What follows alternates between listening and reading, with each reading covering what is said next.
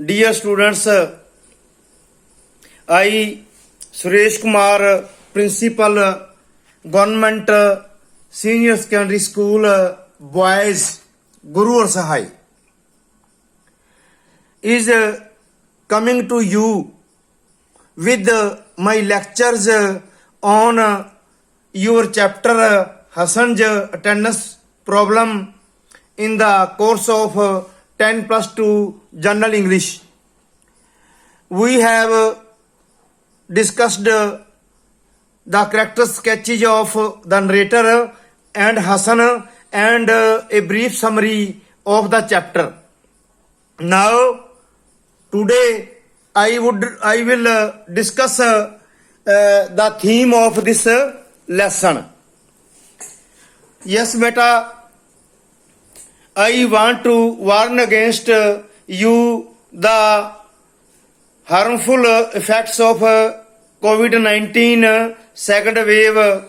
That is why the schools have been closed for you, but the whole of the staff is delivering their lesson through social media like Zoom classes and other media.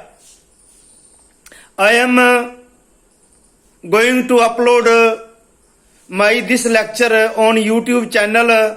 You should subscribe, share and like this channel, and you should share my lectures to your friends and other near and dear ones so that they should also get the benefit of my lectures during COVID-19, and it is one of the best methods to share my views on this chapter.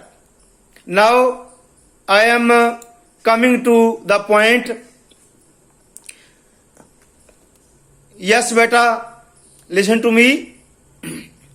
The lesson Hassan's attendance problem reveals an important theme on student psychology. कहते ਜਿਹੜਾ ਪਾਠ ਹਸਨ ਦੀ ਜਿਹੜੀ ਸਮੱਸਿਆ ਹੈ ਇਹ ਇੱਕ ਬਹੁਤ ਮਹੱਤਵਪੂਰਨ ਬੱਚਿਆਂ ਦੇ ਮਨੋਵਿਗਿਆਨ ਦੇ ਬਾਰੇ, ਵਿਦਿਆਰਥੀਆਂ ਦੇ ਮਨੋਵਿਗਿਆਨ ਦੇ ਬਾਰੇ ਇਹ ਸਾਨੂੰ ਦੱਸਦਾ ਹੈ. It tells us that most of the students avoid going to school or college. They have the tendency of being absent from their classes in the name of non-attending courses. Unfortunately, they make this practice a part of their life even after their finish of courses. In spite of their intelligence, they can't succeed in their life. They cannot get good jobs and so they cannot go high in their life. They have to accept petty jobs to earn their livelihood. Some bad habits like laziness, irregularity and irresponsibility become a part of their life. They have to pay a very heavy cost for their hard bad habits. This lesson also brings out the idea that one can change our hard bad habits through one's will, one's strong willpower. This lesson teaches us a lesson that one should be regular in one's studies and gain knowledge in one's classwork. The students should make their careers by their hard work. They can fail in their ambition of life due to irregularity. Hassan is an MCA student at Bangalore in an IT institute. He is in the bad habit of remaining absent from his class most of the days. He is lazy and irresponsible. It is his attendance problem.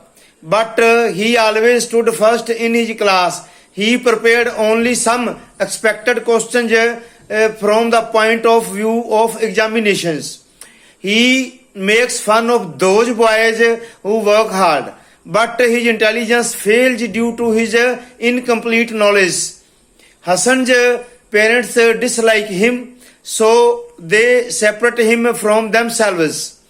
Employers also dislike him for his lazy and irresponsible behavior. His hard-working class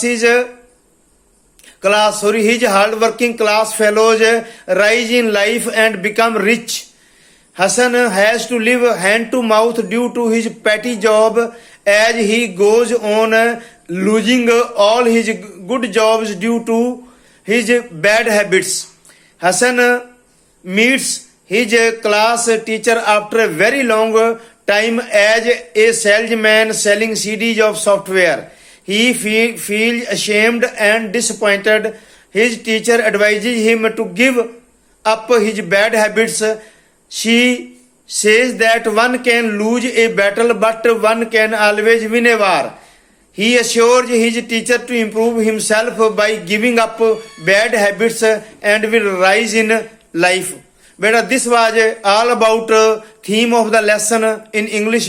Now I will discuss its theme in Punjabi with you. The lesson ਇਹ ਆਪਾਂ ਪਹਿਲੀ line ਦੀ ਬੇਟਾ ਕਰ ਲਈ ਸੀ ਤੇ second line ਤੋਂ ਸ਼ੁਰੂ ਕਰਦੇ ਹਾਂ. It tells us that most of the students avoid going to school or college. ਇਹ ਸਾਨੂੰ ਦੱਸਦਾ ਹੈ, ਯਾਨੀ ਕਿ ਲੈਸਨ ਸਾਨੂੰ ਦੱਸਦਾ ਹੈ ਕਿ ਬਹੁਤੇ ਵਿਦਿਆਰਥੀ ਜਿਹੜੇ ਨੇ ਸਕੂਲ ਜਾਂ ਕਾਲਜ ਵਿੱਚ ਜਾਣ ਤੋਂ ਬਚਦੇ ਹਨ. They have the tendency of being absent from their classes in the name of non attending courses. Non attending courses ਦੇ ਨਾਂ ਦੇ ਉੱਤੇ ਉਹਨਾਂ ਦੇ ਵਿੱਚ ਬੁਰੀ ਪ੍ਰਵਿਰਤੀ ਘਰ ਕਰ ਜਾਂਦੀ ਹੈ ਕਿ ਉਹ ਐਬਸੈਂਟ ਕਲਾਸਾਂ ਦੇ ਵਿੱਚੋਂ ਜਿਹੜਾ ਹੈ ਗੈਰ ਹਾਜ਼ਰ ਰਹਿਣ. ਅਨਫੋਰਚੂਨੇਟਲੀ ਦੇ make this practice A part of their life. ਬਦਕਿਸਮਤੀ ਦੇ ਨਾਲ ਉਹ ਇੱਥੋਂ ਤੱਕ ਕਿ ਆਪਣੀ ਪੜ੍ਹਾਈ ਖਤਮ ਕਰਨ ਤੋਂ ਬਾਅਦ ਵੀ ਜਿਹੜਾ ਹੈ ਇਸ ਪ੍ਰੈਕਟਿਸ ਨੂੰ, ਇਸ ਪ੍ਰਥਾ ਨੂੰ ਆਪਣੇ ਜੀਵਨ ਦਾ ਇੱਕ ਅੰਗ ਬਣਾ ਬੈਠਦੇ ਹਨ. In spite of their intelligence, ਉਹਨਾਂ ਦੀ ਹੋਣਹਾਰਤਾ ਦੇ ਬਾਵਜੂਦ ਵੀ they can't succeed in their life, ਉਹ ਆਪਣੇ ਜੀਵਨ ਦੇ ਵਿੱਚ ਸਫਲ ਨਹੀਂ ਹੋ ਸਕਦੇ. In spite of their intelligence, ਆ ਬੇਟਾ ਕਰ ਲਿਆ, they can not get good jobs, ਉਹਨਾਂ ਨੂੰ ਚੰਗੀਆਂ ਨੌਕਰੀਆਂ ਨਹੀਂ ਮਿਲਦੀਆਂ. And so they can not go high in their life, ਇਸ ਕਰਕੇ ਉਹ ਆਪਣੇ ਜੀਵਨ ਦੇ ਵਿੱਚ ਬਾਹਲਾ ਉੱਚਾ ਨਹੀਂ ਉੱਠ ਸਕਦੇ. They have to accept petty jobs to earn their livelihood, ਉਹਨਾਂ ਨੂੰ ਆਪਣੀ ਉਪਜੀਵਕਾ ਕਮਾਉਣ ਦੇ ਲਈ ਜਿਹੜਾ ਹੈ ਉਹ ਛੋਟੇ ਮੋਟੇ ਕੰਮ ਹੀ ਕਰਨੇ ਪੈਂਦੇ ਹਨ. they have to pay a very heavy cost for their hard bad habits, ਉਹਨਾਂ ਨੂੰ ਆਪਣੀਆਂ ਬੁਰੀਆਂ ਪੱਕੀਆਂ ਹੋਈਆਂ ਆਦਤਾਂ ਦੇ ਲਈ ਬਹੁਤ ਵੱਡੀ ਕੀਮਤ, ਜਿਹੜੀ ਭਾਰੀ ਕੀਮਤ ਚੁਕਾਉਣੀ ਪੈਂਦੀ ਹੈ. this lesson also brings out the idea that, ਇਹ ਪਾਠ ਇਸ ਵਿਚਾਰ ਦੇ ਬਾਰੇ ਵੀ ਦੱਸਦਾ ਹੈ, one can change our bad habits through one's strong will power, ਕਿ ਅਸੀਂ ਆਪਣੀ ਤੀਬਰ ਇੱਛਾ ਸ਼ਕਤੀ ਦੇ ਨਾਲ ਜਿਹੜਾ ਹੈ ਆਪਣੀਆਂ ਪੱਕੀਆਂ ਹੋਈਆਂ ਬੁਰੀਆਂ ਆਦਤਾਂ ਨੂੰ ਛੱਡ ਸਕਦੇ ਹਾਂ, ਬਦਲ ਸਕਦੇ ਹਾਂ. This lesson teaches us a lesson, ਇਹ ਪਾਠ ਸਾਨੂੰ ਇਹ ਸਬਕ ਸਿਖਾਉਂਦਾ ਹੈ that one should be regular in one's studies, ਕਿ ਸਾਨੂੰ ਆਪਣੀ ਪੜ੍ਹਾਈ ਦੇ ਵਿੱਚ ਜਿਹੜਾ ਹੈ ਨਿਯਮਿਤ ਰਹਿਣਾ ਚਾਹੀਦਾ ਹੈ. and gain knowledge in one's class work, ਤੇ ਸਾਡੇ ਆਪਣੇ ਕਲਾਸ ਦੇ ਕੰਮ ਦੇ ਰਾਹੀਂ ਜਿਹੜਾ ਹੈ ਆਪਣਾ ਗਿਆਨ ਦੇ ਵਿੱਚ ਵਾਧਾ ਕਰਦੇ ਰਹਿਣਾ ਚਾਹੀਦਾ ਹੈ. the student should make their careers by their hard work, ਵਿਦਿਆਰਥੀਆਂ ਨੂੰ ਆਪਣੇ ਮਤਲਬ ਜਿਹੜਾ ਹੈ ਭਵਿੱਖ ਜਿਹੜਾ ਬਣਾਉਣਾ ਚਾਹੀਦਾ ਹੈ ਆਪਣੀ ਸਖਤ ਮਿਹਨਤ ਦੇ ਨਾਲ. they can fail in their ambition of their life due to irregularity, ਉਹ ਆਪਣੇ ਜਿਹੜਾ ਹੈ ਜੀਵਨ ਦੇ ਮਤਲਬ ਐਂਬੀਸ਼ਨ ਦੇ ਵਿੱਚ, ਆਪਣੇ ਉਦੇਸ਼ ਦੇ ਵਿੱਚ ਜਿਹੜਾ ਹੈ ਫੇਲ ਹੋ ਸਕਦੇ ਹਨ. ਕਿਸ ਕਰਕੇ? ਆਪਣੀ ਅਨਿਯਮਿਤਤਾ ਦੀ ਆਦਤ ਕਰਕੇ.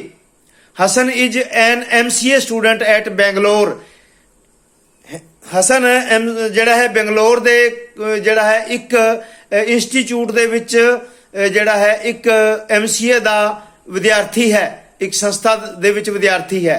ਹੀ is in the bad habit of remaining absent from his class, ਉਹ ਆਪਣੀ ਕਲਾਸ ਦੇ ਵਿੱਚੋਂ ਜਿਹੜਾ ਐਬਸੈਂਟ ਰਹਿਣ ਦੇ ਵਿੱਚ ਜਿਹੜਾ ਹੈ ਬਾਹਲੇ ਦਿਨਾਂ ਦੇ ਵਿੱਚ ਐਬਸੈਂਟ ਰਹਿਣ ਦਾ ਆਦੀ ਹੈ. ਹੀ ਇਜ਼ ਲੇਜੀ ਐਂਡ ਇਰਰਿਸਪੌਂਸੀਬਲ, ਉਹ ਸੁਸਤ ਹੈ ਤੇ ਗੈਰ ਜ਼ਿੰਮੇਵਾਰ ਹੈ. It is his attendance problem, ਇਹ ਉਸ ਦੀ ਹਾਜ਼ਰੀ ਦੀ ਸਮੱਸਿਆ ਹੈ.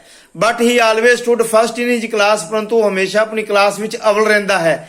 he prepared only some expected questions from the point of views of exams, ਉਹ ਆਪਣੇ ਇਮਤਿਹਾਨਾਂ ਦੇ ਪੁਆਇੰਟ ਆਫ ਵਿਊ ਦੇ ਨਾਲ ਸਿਰਫ ਕੁਝ ਜਿਹੜੇ ਨੇ ਚੁਣਿੰਦਾ ਪ੍ਰਸ਼ਨਾਂ ਦੀ ਹੀ ਤਿਆਰੀ ਕਰਦਾ ਹੈ. He makes fun of those boys, ਉਹ ਉਹਨਾਂ ਮੁੰਡਿਆਂ ਦੀ ਵੀ ਮਜ਼ਾਕ ਉਡਾਉਂਦਾ ਹੈ ਜਿਹੜੇ ਸਖਤ ਮਿਹਨਤੀ ਹਨ। But his intelligence fails due to his incomplete knowledge, ਪਰੰਤੂ ਉਸ ਦੀ ਅਧੂਰੇ ਗਿਆਨ ਕਰਕੇ ਉਸ ਦੀ ਜਿਹੜੀ ਹੈ ਇੰਟੈਲੀਜੈਂਸ ਹੋਣਹਾਰਤਾ ਜਿਹੜੀ ਹੈ ਨਕਾਰਾ ਹੋ ਜਾਂਦੀ ਹੈ, ਨਾਕਾਮ ਹੋ ਜਾਂਦੀ ਹੈ। ਹਸਨਜ ਪੇਰੈਂਟਸ ਡਿਸਲਾਈਕ ਹਿਮ, ਹਸਨ ਦੇ ਮਾਤਾ ਪਿਤਾ ਵੀ ਉਸ ਨੂੰ ਮਤਲਬ ਜਿਹੜਾ ਹੈ ਪਸੰਦ ਨਹੀਂ ਕਰਦੇ। ਸੋ ਦੇ ਸੈਪਰੇਟ ਹਿਮ ਫਰੋਮ ਦੈਮਸੈਲਵ, ਜਿਸ ਕਰਕੇ ਉਹ ਉਸ ਨੂੰ ਆਪਣੇ ਆਪ ਤੋਂ ਵੱਖਰਾ ਕਰ ਦਿੰਦੇ ਹਨ। ਇੰਪਲੋਇਰਸ ਆਲਸੋ ਡਿਸਲਾਈਕ ਹਿਮ, ਨੌਕਰੀ ਦੇਣ ਵਾਲੇ ਵੀ ਉਸ ਨੂੰ ਪਸੰਦ ਨਹੀਂ ਕਰਦੇ ਕਿਉਂਕਿ ਉਹ ਸੁਸਤ ਹੈ ਅਤੇ ਗੈਰ ਜ਼ਿੰਮੇਵਾਰ ਉਸ ਦਾ ਵਤੀਰਾ ਹੈ। His hard working class fellows rise in life, ਉਸ ਦੇ ਸਖਤ ਮਿਹਨਤੀ ਜਿਹੜੇ ਦੋਸਤ ਨੇ ਉਹ ਜੀਵਨ ਵਿੱਚ ਉੱਪਰ ਉੱਠ ਜਾਂਦੇ ਹਨ ਤੇ ਅਮੀਰ ਬਣ ਜਾਂਦੇ ਹਨ। Hasan has to live hand and mouth due to his petty job, Hasan ਨੂੰ ਆਪਣੀ ਛੋਟੀ ਮੋਟੀ ਨੌਕਰੀ ਕਰਕੇ ਹੀ ਜਿਹੜਾ ਹੈ ਬੜੀ ਮੁਸ਼ਕਲ ਦੇ ਨਾਲ ਗਰੀਬੀ 'ਚ ਗੁਜ਼ਾਰਾ ਕਰਨਾ ਪੈਂਦਾ ਹੈ। As he goes on losing all his good jobs due to his bad habits, ਕਿਉਂਕਿ ਉਸ ਦੀਆਂ ਮਾੜੀਆਂ ਆਦਤਾਂ ਕਰਕੇ ਉਸ ਨੂੰ ਸਭ ਆਪਣੀਆਂ ਚੰਗੀਆਂ ਨੌਕਰੀਆਂ ਜਿਹੜੀਆਂ ਨੇ ਉਹ ਗਵਾਉਣੀਆਂ ਪੈਂਦੀਆਂ ਹਨ। Hasan meets his class teacher after a very long time, Hasan ਬੜੇ ਲੰਬੇ ਸਮੇਂ ਤੋਂ ਬਾਅਦ ਜਿਹੜਾ ਹੈ ਆਪਣੇ ਅਧਿਆਪਕ ਨੂੰ ਮਿਲਦਾ ਹੈ ਤੇ ਇੱਕ ਸੇਲਜ਼ਮੈਨ ਦੇ ਰੂਪ ਦੇ ਵਿੱਚ ਮਿਲਦਾ ਹੈ ਜਿਹੜਾ ਕਿ ਸਾਫਟਵੇਅਰ ਦੀ ਸੀਡੀਆਂ ਵੇਚਦਾ ਹੈ। ਹੀ ਫੀਲਜ਼ ਅਸ਼ੇਮਡ ਐਂਡ ਡਿਸਅਪਾਇੰਟਡ, ਉਸ ਨੂੰ ਸ਼ਰਮ ਮਹਿਸੂਸ ਹੁੰਦੀ ਹੈ ਤੇ ਉਹ ਮਾਯੂਸੀ ਮਹਿਸੂਸ ਕਰਦਾ ਹੈ। ਹਿਜ ਟੀਚਰ ਐਡਵਾਈਜ਼ਜ਼ ਹਿਮ, ਉਸ ਦੀ ਅਧਿਆਪਕਾ ਉਸ ਨੂੰ ਨਸੀਹਤ ਕਰਦੀ ਹੈ ਕਿ ਉਹ ਆਪਣੀਆਂ ਜਿਹੜੀਆਂ ਨੇ ਬੁਰੀਆਂ ਆਦਤਾਂ ਨੂੰ ਛੱਡ ਦੇਵੇ। ਸ਼ੀ ਸੇਜ਼ ਦੈਟ, ਉਹ ਕਹਿੰਦੀ ਹੈ ਕਿ ਅਸੀਂ ਆਪਣੇ ਮਤਲਬ ਜਿਹੜਾ ਹੈ ਇੱਕ ਯੁੱਧ ਤਾਂ ਹਾਰ ਸਕਦੇ ਹਾਂ ਪਰੰਤੂ ਅਸੀਂ ਜਿਹੜਾ ਹੈ ਇੱਕ ਜੰਗ ਨਹੀਂ ਹਾਰ ਸਕਦੇ, ਅਸੀਂ ਜੰਗ ਜਿੱਤ ਲੈਂਦੇ ਹਾਂ। He assures his teacher to improve himself, ਉਹ ਆਪਣੇ ਅਧਿਆਪਕ ਨੂੰ ਮਤਲਬ ਜਿਹੜਾ ਹੈ ਉਹ ਵਿਸ਼ਵਾਸ ਦਿਲਾਉਂਦਾ ਹੈ ਕਿ ਉਹ ਆਪਣੇ ਆਪ ਦੇ ਵਿੱਚ ਸੁਧਾਰ ਕਰੇਗਾ ਤੇ ਆਪਣੀਆਂ ਬੁਰੀਆਂ ਆਦਤਾਂ ਨੂੰ ਛੱਡੇਗਾ ਅਤੇ ਜੀਵਨ ਦੇ ਵਿੱਚ ਉੱਪਰ ਉੱਠੇਗਾ। ਦਿਸ ਵਾਜ ਆਲ ਅਬਾਊਟ ਬੇਟਾ translation from English to Punjabi. Stay home, stay safe, thank you very much. Okay.